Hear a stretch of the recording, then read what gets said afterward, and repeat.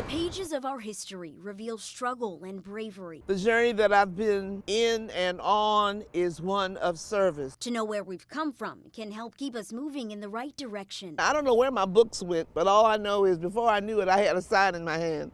And we walked on down to Tallheimers. February 22nd, 1960. We could feel something in the air. In the name of humanity, Elizabeth Johnson Rice was among those who took the first steps. 200 Virginia Union University students marched. 34 sat down in the Tallheimers department store lunch counter where African-American people had long been refused service. We all looked at each other. We never said a word. We were just perfect gentlemen, ladies and gentlemen. Even when arrested, charged with trespassing, their solidarity never wavering. We did something. We stood up for something that we believed in.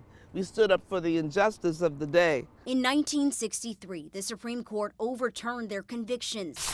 You can find their story, their names etched in the city.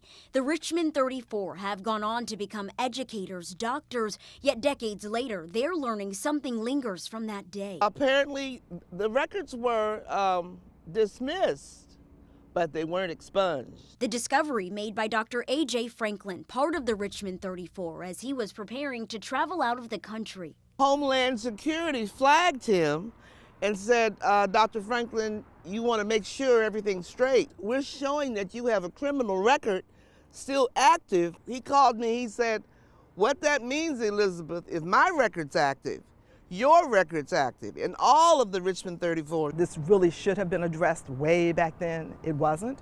So now is the perfect time, now that it has come to our attention, for us to address it and to make it right, to say that their records are clean. The Richmond chapter of the NAACP now stepping in to help. Retired Judge Bertie Jameson leading the charge to have the expungement signed, sealed, and proclaimed.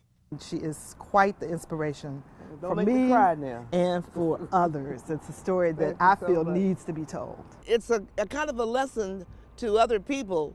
Just because your case is dismissed, don't automatically assume that it's expunged. You've got to check it out. What they did was noble and it was right, and they should never have been convicted of the trespassing in the first place. So as the pages continue to turn, may the next reveal a clean slate. And as you heard, there is already a plan in action with this. The next steps will be speaking with circuit court judges and the Commonwealth's attorney to have the expungements approved. And the goal is by the next Richmond 34 anniversary in 2019 that there will be a proclamation made to say their records have been cleared. On your side, Jasmine Turner, NBC 12.